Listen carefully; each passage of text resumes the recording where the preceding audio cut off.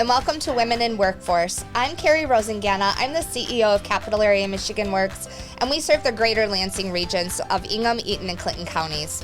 I'll be your host as we bring together women in positions of leadership so that we can talk about some of those common themes that we see and also to be really real about some of those challenges that are faced by women in the workforce.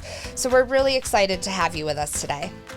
And I'm Kate Snyder. I'm the CEO at Piper & Gold Public Relations. And each episode, I get to join Carrie as co-host. And we're really excited to be here to be able to shine a spotlight on the impacts that women make in the workforce, as well as talk about the disparities and those challenges that are unique to women in the workforce and how they affect us. So every episode, we host a roundtable style discussion so that we can have the chance to hear from each other and to learn from each other. And we're really glad that you're with us today at Risky Studios in East Lansing, Michigan. And we're really ready to get started. So Kate, you want to start us off? Boom, let's do this. So when we get awesome leaders together, our intros alone could fill the whole episode. So instead of reading your whole bios off, we're going to ask each of you to sum up your bio in a single sentence. Sum up your professional biography in a single sentence. And we also want to humanize being leaders and women leaders. So what's behind your bio? And so I'll give you an example, just kind of get started. And don't worry, run-on sentences are completely fine in this dynamic. It happens every episode. Oh, yeah. So I already introduced myself in my title, but what's behind my bio as well is I have spent over a decade in workforce development and making sure that we're helping prepare the future generations to come to be ready for all those opportunities that are ahead of them. But behind the bio, what maybe you don't know about me is that I am a musician. I started my career at Michigan State University in education focused on music. And so I think sometimes that performance dynamic that you have as a musician can be really beneficial for my role here. This is not my most comfortable thing to be talking in front of people, but as a performer, you learn how to stuff that down and to keep going, for better, for worse, I guess. So that's a little bit about my behind the bio and where that comes in to be healthy. How about you, Kate? Yeah, so my one sentence bio is that I've pretty much spent my whole career figuring out how to utilize words and stories to change people's behaviors, attitudes, opinions, to be more just and equitable. But behind my bio, if you're going with the music, oh yeah, I'll rock out with the theater. I'm a theater kid. I started in theater when I was like 5 years old, community theater in a tiny little farming community. And as a neurospicy person, I cannot say how much theater has influenced my ability to like understand human emotion and to act like a socially acceptable human, which was very beneficial and valuable for many years. However, the older I get, the more I realize, like, I don't have to do that. I don't have to put on a character always. But frankly, as a woman in the workplace, I still kind of do, right? There's definitely certain expectations foisted upon us and places where you can't just let that freak flag fly or it's going to not get you want in the long run. So theater kid at heart and definitely permeates just about every aspect of my life. Yes. And how I know Ab. Yep. So I get to start with introducing our guest today, and our first guest that I get to introduce is Heidi Lowe. Heidi has become one of our most valuable board members at Capital Area Michigan Works. She serves on our Workforce Development Board and represents the healthcare industry, which we know is an industry that really has a lot of opportunities and also has a lot of needs for hiring folks in. So really, really pleased that Heidi could join us. Heidi is the Talent Acquisition Project Director at MediLodge. So Heidi, you get to go first. What's your one-word bio, or one sentence bio? We'll make it even trickier. That's a lot of pressure. One word. boom. Done. So you get to share your one-sentence bio and what's behind your bio. Okay. I would say my bio is capitalizing on my strengths to really benefit others. And what I mean by that is you learn what your strengths are over the years, and you help others to capitalize on their strengths as well, so they can be the best they can be professionally and personally. Excellent. How about what's your behind the bio? My behind the bio is really enjoying family, traveling with family. I think we've traveled with our kids like from the time they were born. So I think just getting away and having that good balance of work and family is really important. Excellent. Thanks, Heidi. We're so glad you're here today. Thank Yeah. you. All right, next up, I'm pleased to introduce you to Abigail Grill. She's a mental health therapist at Rooted Counseling. As I mentioned, Abigail and I have known each other for a number of years through the theater community, and we're really thrilled to have a clinical practitioner on with us, because we talk about mental health so often, but so much of mental health dialogue, I feel like a lot of it like comes from TikTok or comes, and It's not a horrible source. Not gonna lie, it isn't. validation, spoken like a true mental health therapist.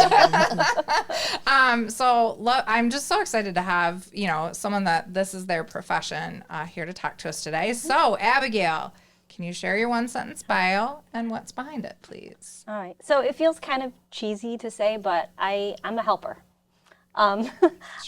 Before I actually went and got my MSW to be a therapist, I was a massage therapist for about a decade, and both professions, I think, very helping, healing, and I've always been drawn towards that. So I think that sums it up. What about behind the bio? What is something that people wouldn't know from your professional background? I am the lead singer in a rock and roll cover band. Oh, that is true. I did know that. We're called Time to Play. We're a Lansing band. We gig about once a month. Rock and roll covers. It's really fun. Yeah, going to karaoke with Abigail is like, you don't want to be the one that gets pulled after her. Okay, I got to ask though, if you're doing rock and roll covers, Yes. what's your favorite one to cover? Ooh, that's a good question. We spoke a little bit before we started taping, but we do The Story by Brandy Carlisle. Oh, that's a really fun song to sing. And my 6-year-old son also loves that song and likes to do it for karaoke at home when he just sings in front of the television. So That's a great one. Great one. You sang that last time I was at karaoke with you, and I was like, please don't pull my name next. Please don't pull my name next. Please don't pull my name next. Like, my version of, like, Save a Horse, Ride a Cowboy is not going to compete. I don't know. I think with that what is gonna Abigail, slay I stole it from your personally. brother. Yeah, He sings it at karaoke. he does sing it very and well. I took it because I was like, that's my skill level. I could do that.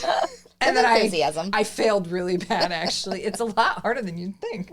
So, all right. Well, then I get to introduce our final guest, who is Nicole Millsap, the Director of Career and Technical Education, or CTE, as we oftentimes call it, with the Lansing School District. Nicole, you are a trusted leader in the community in all CTE spaces, and I am so, so thrilled that you could join us and take time out of your schedule. I know how busy you are. Thank you, Carrie. I'm glad to be here. Yeah. So tell us, what's your one-sentence bio and behind the bio? Okay, so this is hard for the English teacher and me to get it down to one sentence, but I think I can do it. I am a 23-year veteran of the Lansing School District.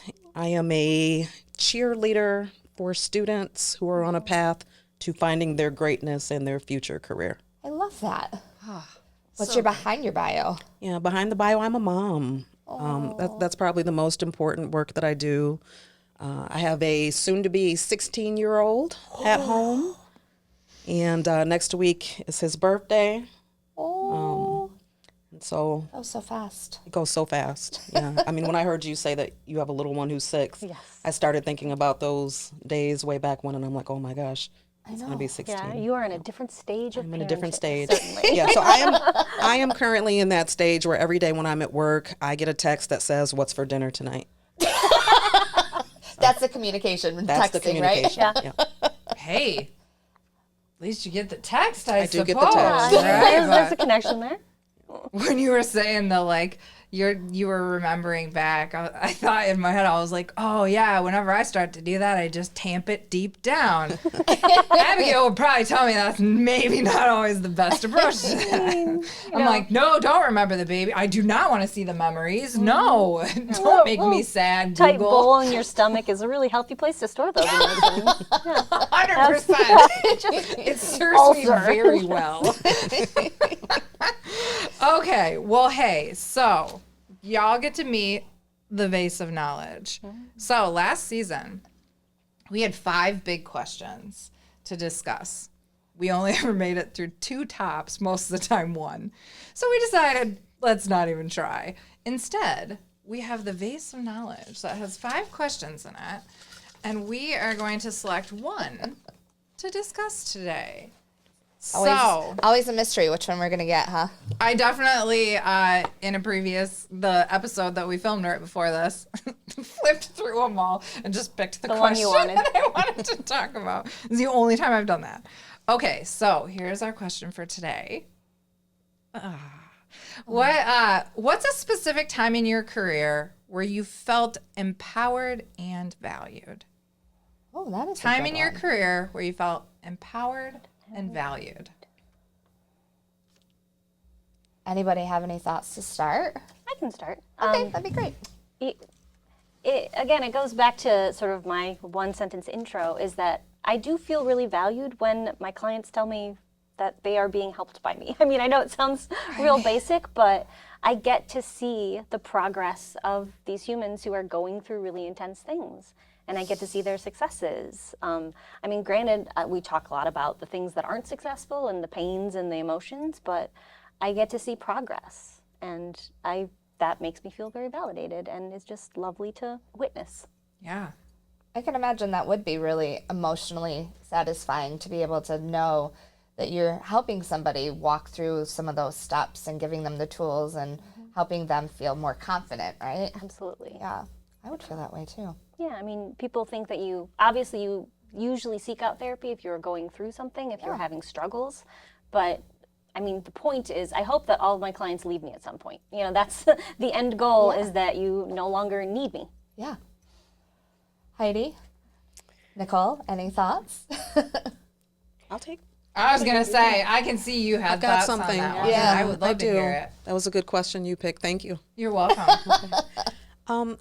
I have been really fortunate in my career to have had some great mentors, and female mentors at that. So I spent 18 years in the classroom as a high school English teacher. And for most of that time, I never saw myself as doing anything other than being within those 4 walls teaching. But I had mentors who said, oh, come on, let's just start small. Become the advisor for a club. Let's pick up another club. Have you ever thought about starting a writing group, having a poach? You know, so they were encouraging me to kind of step out of that classroom teacher role.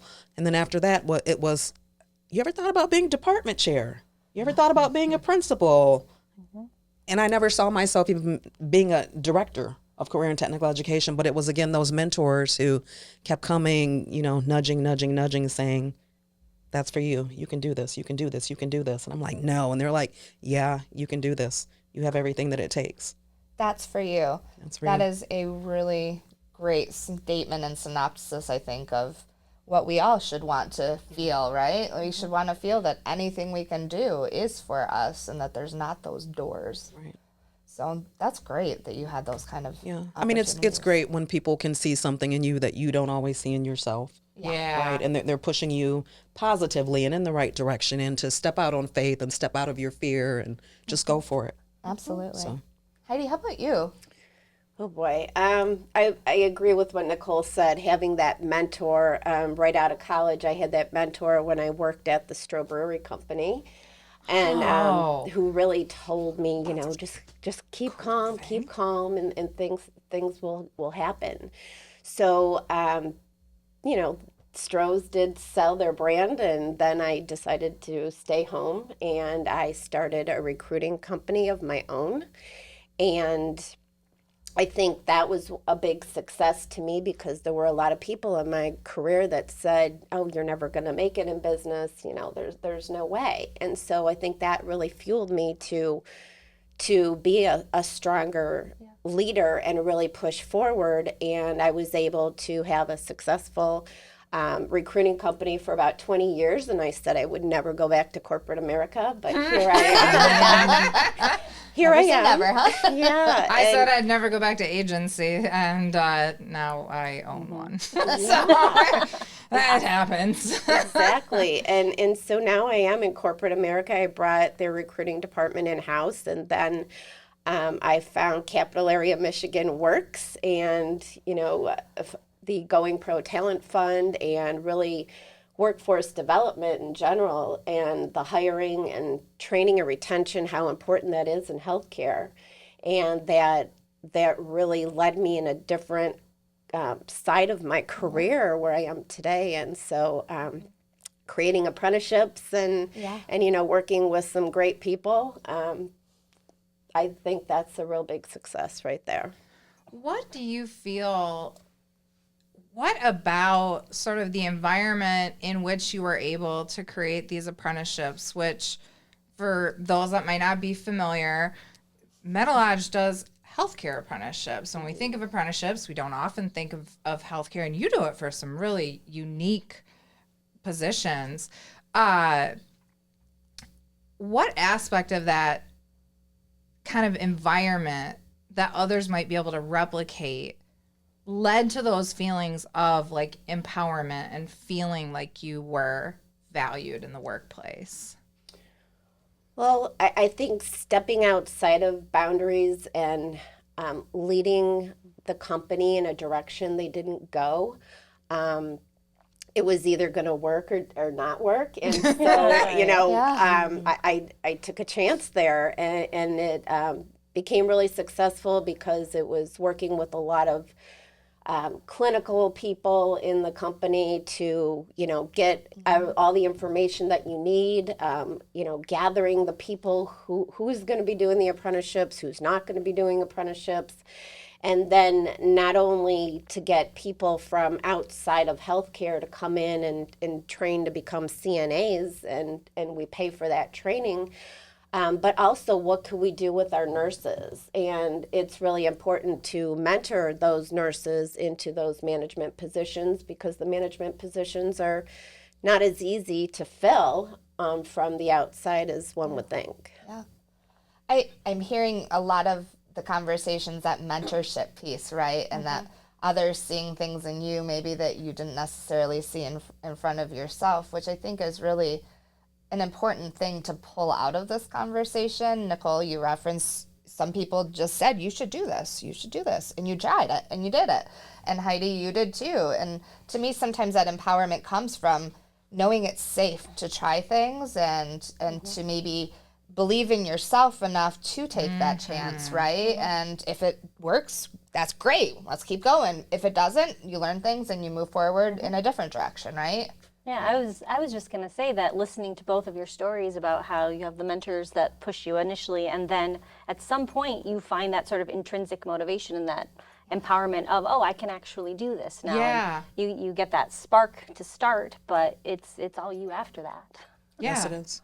And the number of times, like for me, I work with a business coach and I have a therapist, and at times I've worked with a really phenomenal mindset coach as well. And whenever I start to freak about anything, frankly, whether it's personal life, professional life, all three of them use similar techniques of like, have you overcome this before?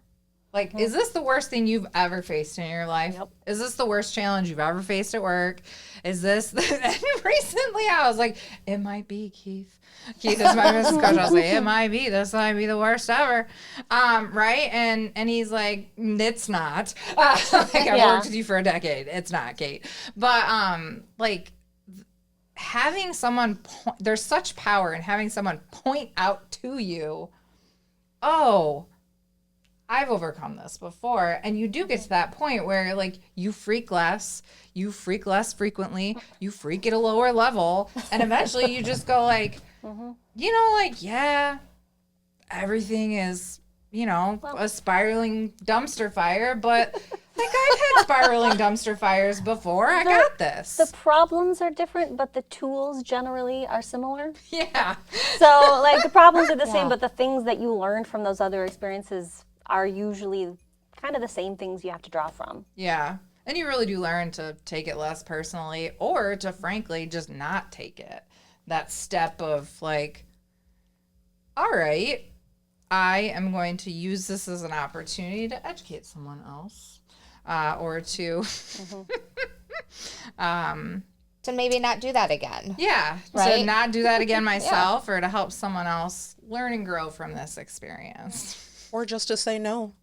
That piece. That's a very important I one. think that's one of the lessons that for me has taken me the longest to learn and to become comfortable with just saying no. And no is not a no forever. It might just be no, Right now. not right now, Yeah. but just to even allow myself to say no and feel okay with that. I can't remember where I picked it up, but it was somewhere. And it was to set the expectation, working in PR, you share a lot of things that people want to give you feedback on. And to point blank start with, I'm not looking for feedback today. Or like, I'm not open to feedback today. This is completed. I'm sharing it with you for XYZ purpose instead. And like just straight up tell people, no, I am not here for that today. Thank you. That's not a welcome dialogue today. If you'd like to talk about it, we can privately talk about it later, but Yeah. that's not why we're here. Even being able to say no can be empowering sometimes too, right? Because I know earlier in my career, I felt like I couldn't say no because I had all of these goals I wanted to reach, and I felt like I needed to say yes in order to meet my own personal, what I'd set before me, metrics. And now, maybe because I'm more experienced and getting older, I feel like I also have to balance, am I saying yes out of a sense of obligation, or am I saying no and being empowered to recognize this is not in my best interest or the best use of my time? It feels very different as you get older or further along in your career from my perspective, and how a no can look too. Yeah, as you have more privilege, as you have more protection, Exactly. more Yes. security, so often women early in their careers, especially those that face even more, disparities, like saying no is scary because there could be consequences that you don't have the luxury of facing, right? Like you could lose your job for that, or you could get written up. I've been an appointment-based lifestyle pretty much as a massage therapist and a therapist, and Oh, so yeah. saying no means if I don't take a client, I don't get that money. I just don't make money. So early on, especially building up a clientele and like creating that balance for my life of how many people can I see and still function and then make enough money to live, and yeah, it's a pretty direct correlation. Yeah. I was just talking to a realtor friend about that, and she was saying like, I'm tired. How do I Yeah. what do I do about weekends? And I was like, at a certain point, just like pick, like, I don't work the first weekend of the month. Or, can you just set that? And she's like, yeah, but those are the days I'm going to make the most money. And like, okay, yep, you got to pick. Yeah, and she's in a position to be able to pick. Again, that safety, security, privilege. But yeah, it's an interesting one. Other thoughts on how could we create situations where people truly feel empowered and valued? What can fellow professionals do to create those environments? Or what have you seen other people do that you were like, ooh, like that? I think, Nicole, to your example, I know when I see something in a staff member and I'm like, that piece, there's something that you have opportunities ahead of you. Let's talk about what that looks like. What tools can I help you with? Are there trainings? Are there materials I can get you to help you be successful?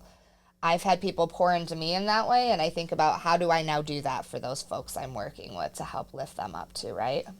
Definitely.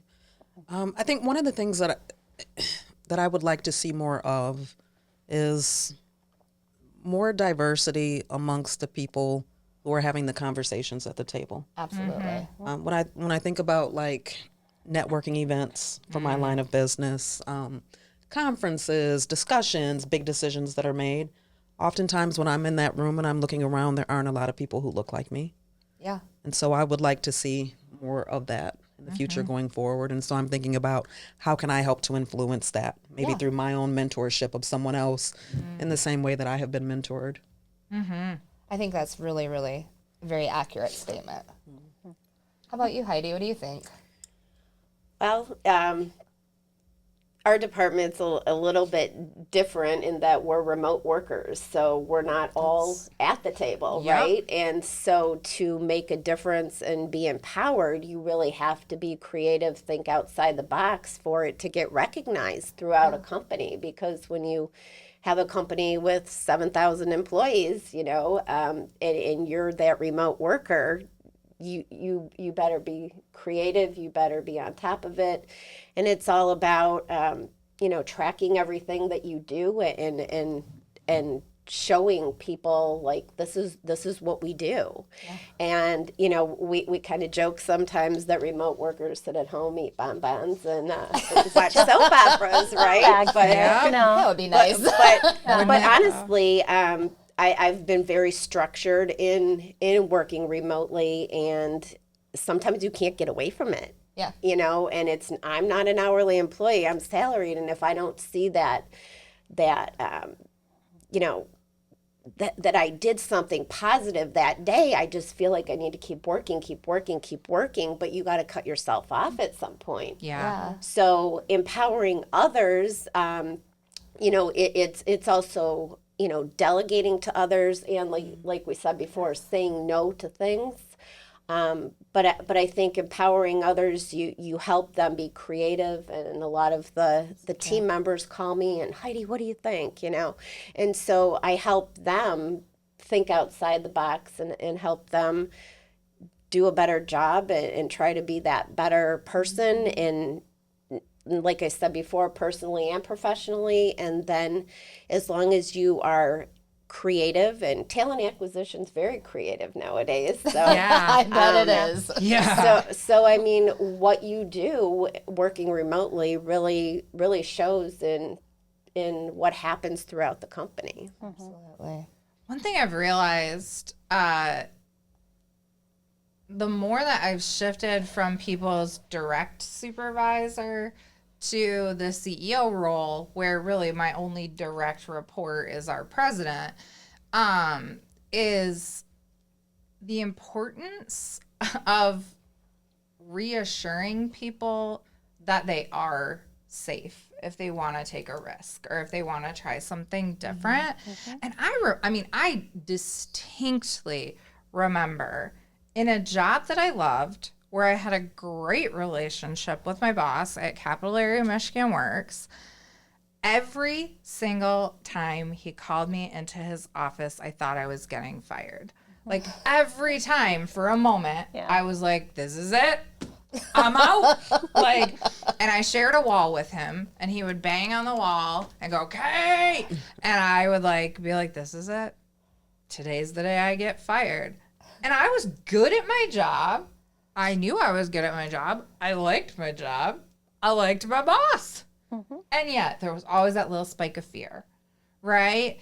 And so one thing I've found myself doing more and more is in pushing people to try new things, to take ownership of stuff, to be empowered to make the decisions, just point blank saying, you will not be, and you're not going to get in trouble if this all goes to hell. Right. You're not, this isn't going to get you fired if this goes over budget, or if you try this and it tanks. You're safe. I will back you up. Because I do remember that feeling.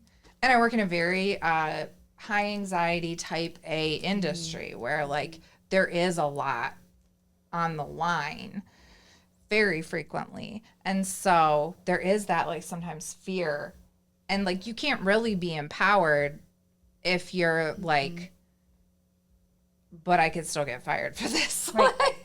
Like, that's not empowerment. You're not in power. Yes. So, a lot of times I'll just straight up be like, you won't get in trouble. Like, I'll ask, like, what is your inclination? Which way do you want to go? And then I'll say, like, whatever decision you go with, I want you to know you're not going to get in trouble. And I'm like, I'll back you up on whatever decision, whatever route you choose to take this. Kate, there was something you did when I became a manager that really resonated with me, and I was struggling because it was early in my career. I'd been put into a management role. Never been a manager. Nobody told you how to do that. If you had, there's not really a class for how to learn to like fix all the things. And I used to feel like I'm a fixer by nature and a helper by nature. And people would come to me and I'd feel like I had to have all the solutions and make everything right. And one day we had a conversation and Kate said, well, why don't you just tell them? I tell my people, come to me with 3 solutions or 3 ideas for how to solve this.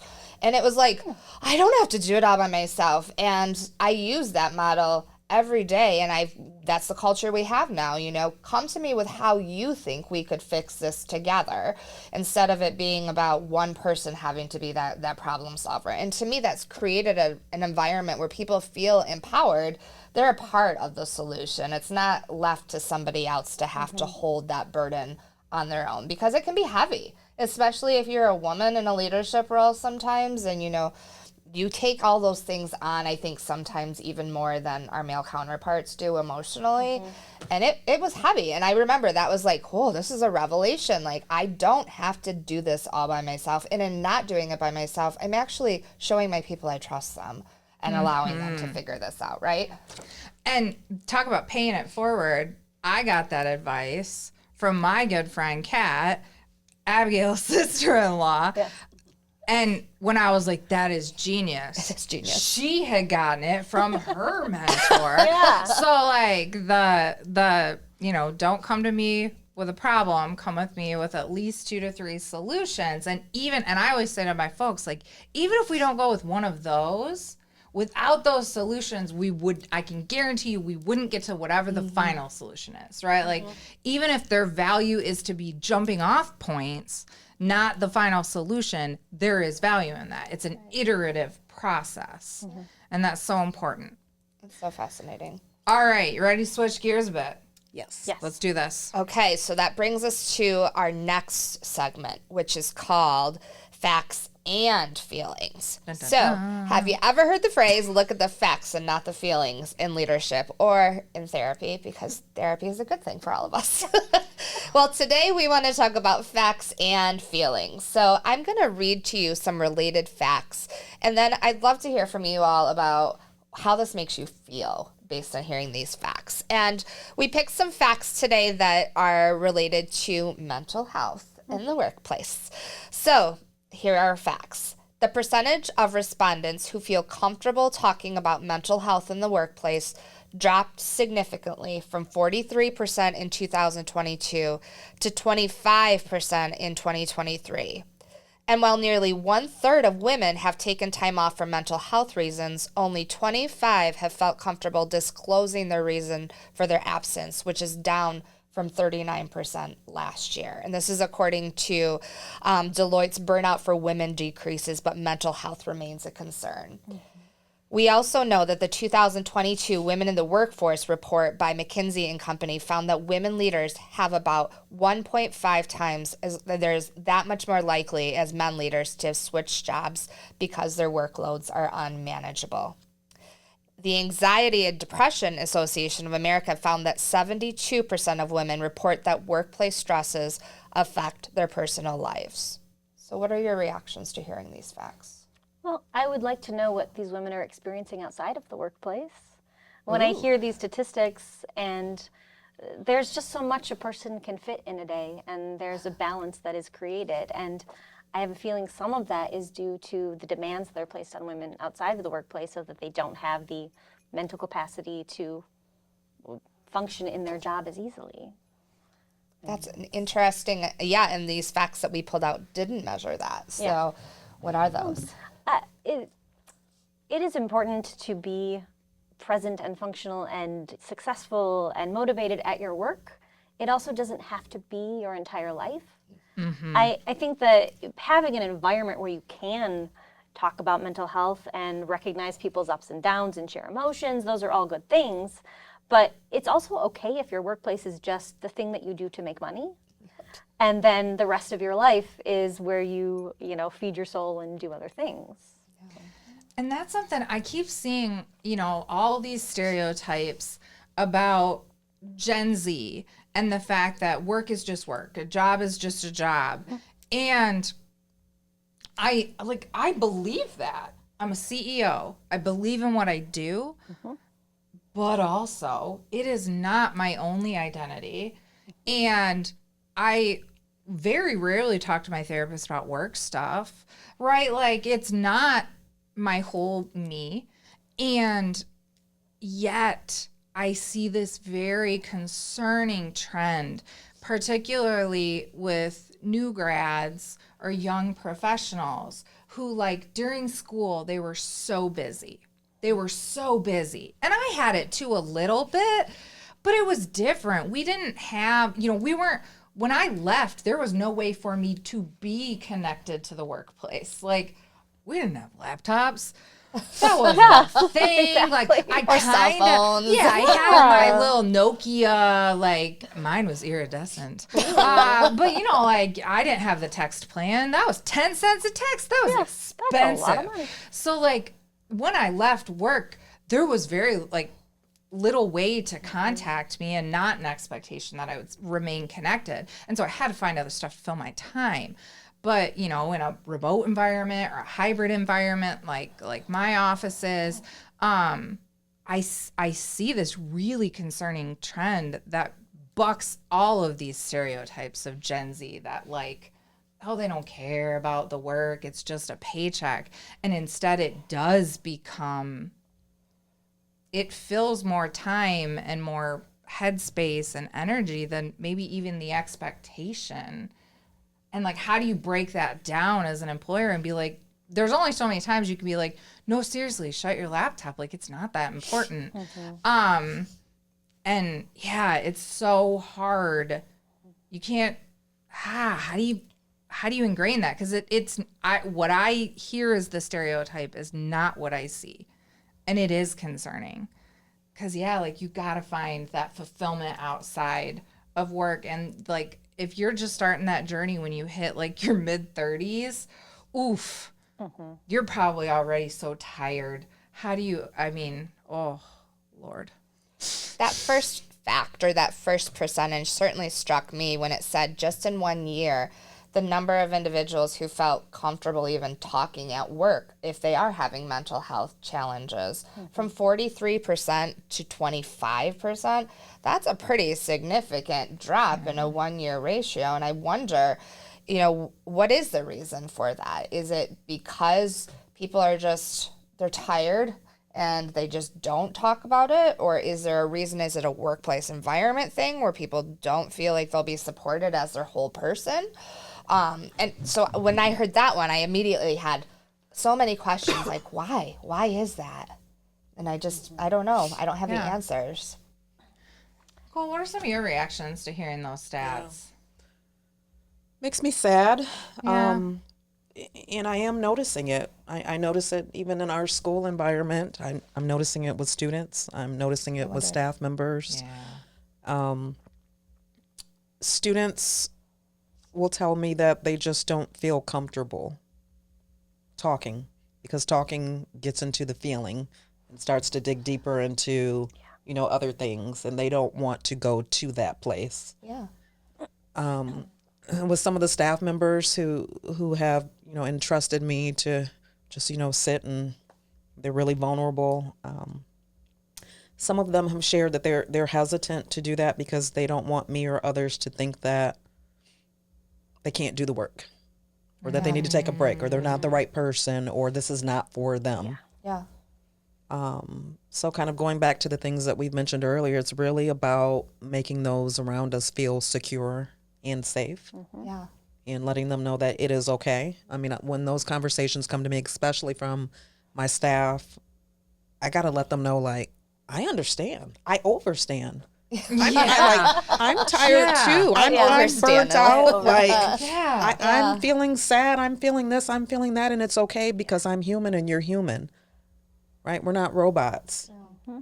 We shouldn't be forced to bury that. It doesn't take away from you and what you bring to the table. It doesn't take away from the work that we're doing. Mm-hmm. Right? It's good to acknowledge. It is good to acknowledge. We talked a lot about empowerment, and I think that can look differently. I think when we think of empowerment, we think of maybe the hustle and the success and the next step. And sometimes that can look like balance or a day off or, stepping away from your computer even though you work from home and didn't feel like you accomplished anything. It's such a hard balance to have. But Heidi, how do you see that in your industry with healthcare? Oh gosh, I know. Yeah, healthcare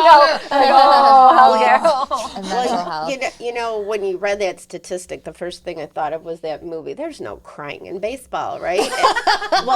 and there's no crying in business. And I think a lot of us think like it's not okay to let people know that you're emotional about something, right? You need to be a strong leader and you need to like push forward and get over it and not show your emotions in business. But I think, you had given a little speech on it is okay to show emotions because that makes you.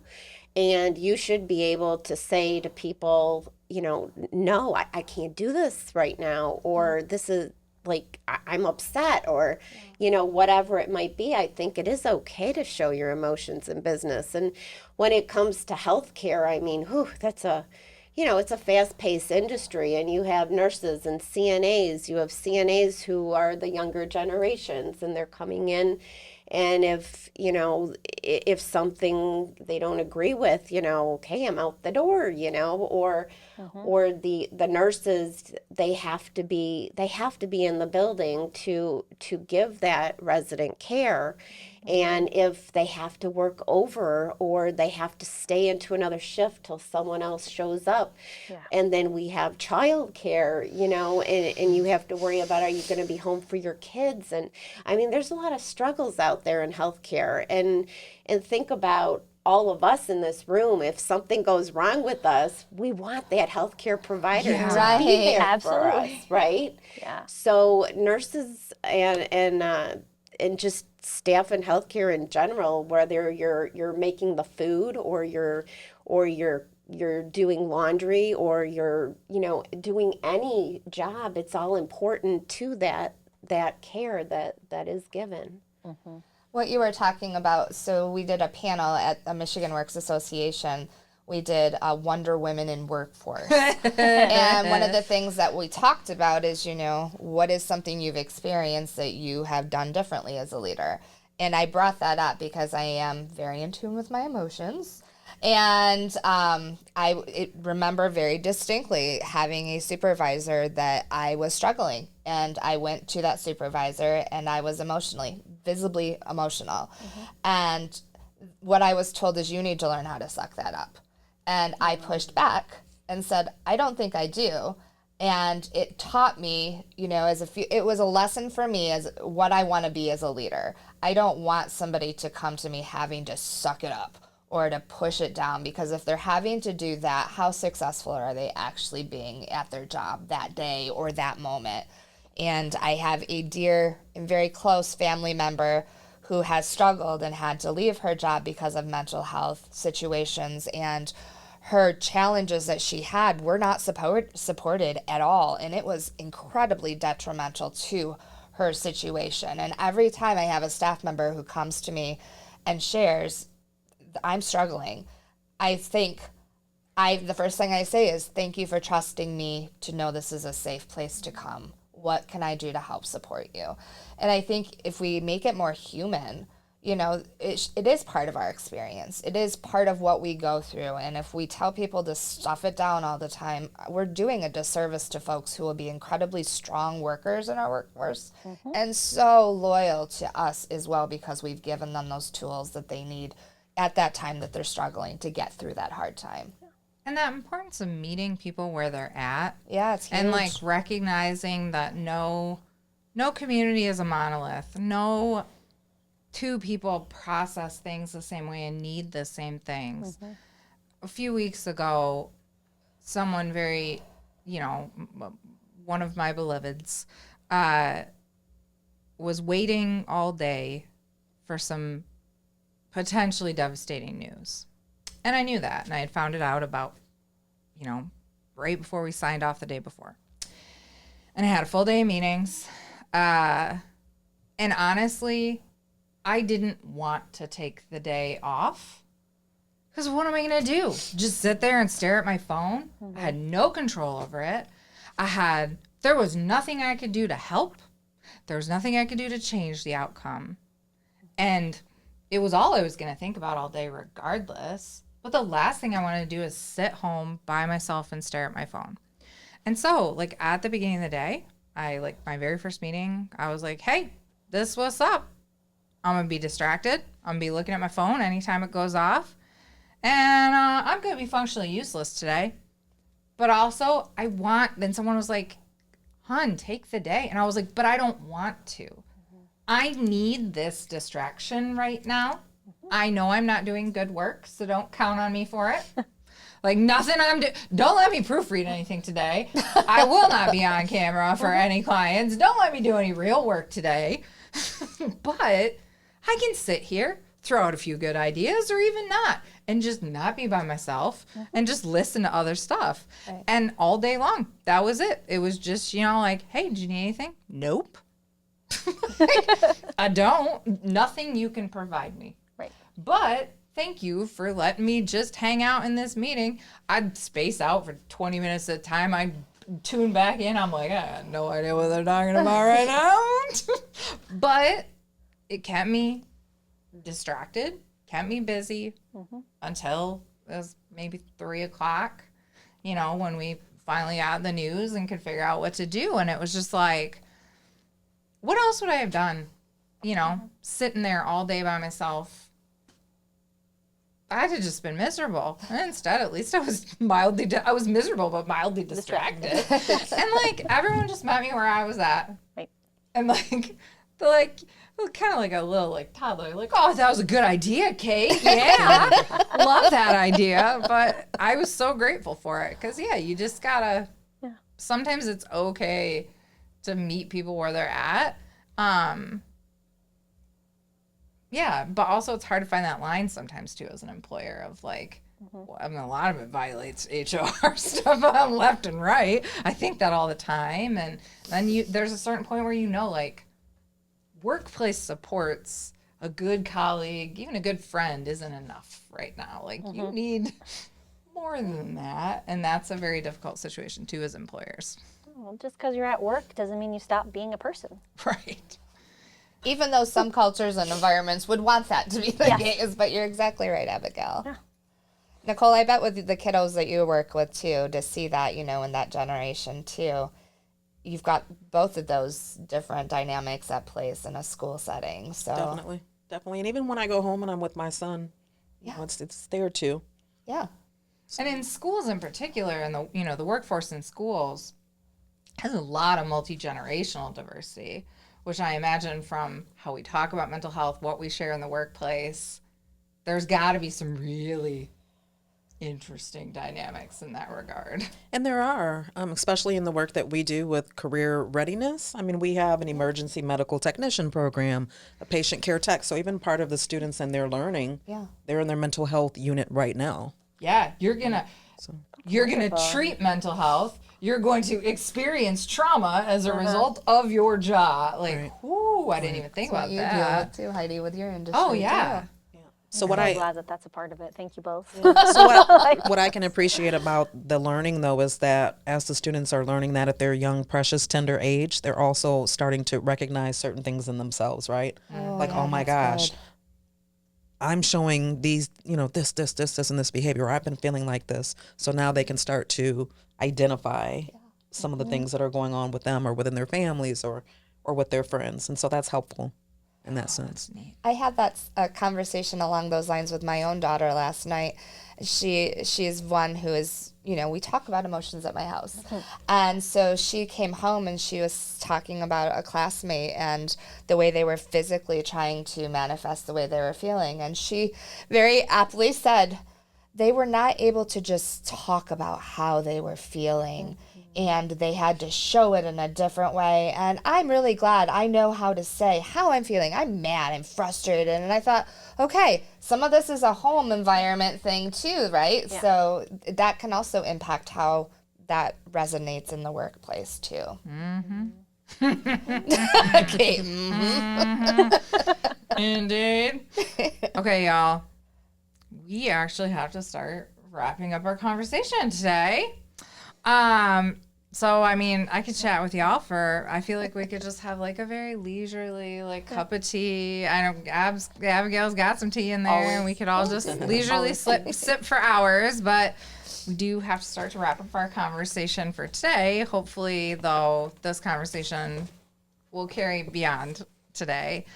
So I do want to encourage you, take a few seconds to think of kind of the biggest takeaways from today's dialogue, either what you yourself will be taking away or what you hope other people will take away.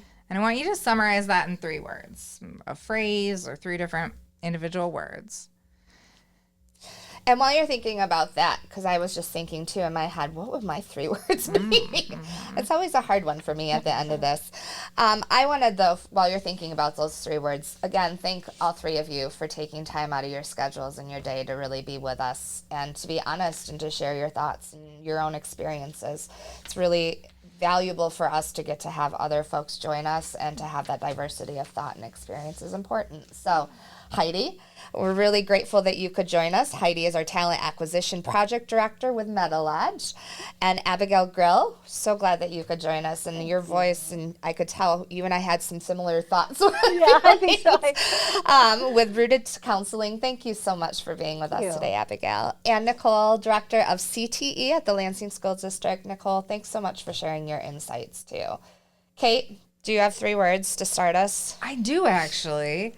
So my 3 words are going to be the word overstand.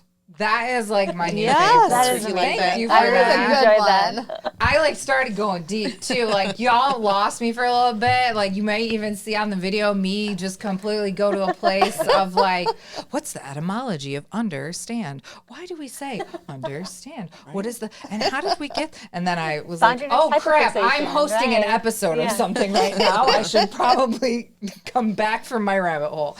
Overstand, friggin' love that. And then my other 2 words are acknowledge humanness. Like acknowledging being humanness, just as a whole. Even if it is in those instances where you do have to push and say, like when you were talking about the kids going through EMT and you said they're learning about mental health, at first I misunderstood you. And I thought you meant they were learning about their own mental health and how to cope with what they're about to experience. And then I realized, oh, you probably mean like what they're going to see on the job. Mm-hmm. And then you explicitly stated that. But I started to think, like there are times and professions where we don't get to the luxury of being human. You do have to just like push it down, true. Suck it up, make it through. Mm-hmm. And even in that, you can still acknowledge humanness. Like, acknowledging humanness doesn't always mean not doing the hard thing, not pushing through the thing, even if you don't want to. Sometimes you don't have the luxury. And so I think that's important, too. Like, yeah, we don't all get to feel all the feels all the time. It just, sometimes you can't. It's just not the time. Practical. It's not practical sometimes. But you're still human. And that's important too. So those are my 3. My 3 were support each other. As I listened to all 3 of you speak today, you all have roles where you're helping to support other people. whether you're in an HR role, you're hearing everything. You know what's going on. You know what your folks need. If you are working and sitting next to somebody who needs that person to listen to them and help be a safe space for them, you're helping them. And Nicole, you're helping so many people in different ways with the teachers and the staff and the students themselves. I mean, all of you are supporting each other, and you're supporting the next generation around us too. So that was what I'm carrying away from this conversation especially. Yeah, you're helping the helpers. Exactly. Okay, Nicole, do you have your 3 words? Can you come back to me? Of course I can. Abigail, do you have your 3 words? I think so. I think I want to say, like, empowerment looks different. Ooh. Ooh, I like that. And just that the many facets of what we can define as being empowered women in the workforce. Mm-hmm. And in the world. And in the world and in our lives, yes. Love that. Heidi. I would say the 3 words are strength, confidence, and creativity, because you can empower others but help them focus on their strengths to move forward, like I said, both professionally and personally. And then have the confidence. Be confident in yourself, even if people say, like, oh, you're never going to accomplish this. You know, make that a drive and really use that to surge forward and really get that goal, like accomplish what you want and show others that they can do it too. And then use the creativity to think outside the box and not do everything status quo. You know, making others see things in a different light is not a bad thing. That's a good thing. Right. All right. Do we buy you enough time? You did. I can buy you more if you need. I think my 3 words would be seize the horizon. Like whatever it is for you, that is in front of you, that is meant for you, that will be for you. Just when you're ready, reach out and grab it. You went poetic AF on that. Gorgeous. Dang. She had too much time to think about I it. know. You got the extra time. Look at that. I Dang. also think that's an English teacher It's the background. English teacher yeah. thing, too. Yeah, I it comes through. I forgot. Horizon. Yeah, Seize the you were. horizon. That was beautiful. It was All really, right. really good. Well, a huge thank you to the 3 of you. We didn't do the individual by person thank you, did we? Or did I space out for that? Yep, you spaced out. It's all good, Kate. I was still trying to think about the etymology of understand. Understand. I'm using the word etymology correctly here, right? It's I think not. so, yeah. Now I'm getting worried about Language of bugs. bugs, right? Yeah. Etymology. Entomology, She was going etymology. You're good. Y'all, anxiety is special. It's very special. I enjoy This it. is a safe space, though, as It we've is. I mean, established. hey, no you know- need for anxiety. Recently, I took a new medication.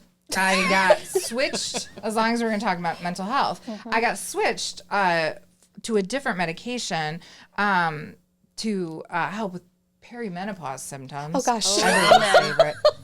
They're lovely. They are.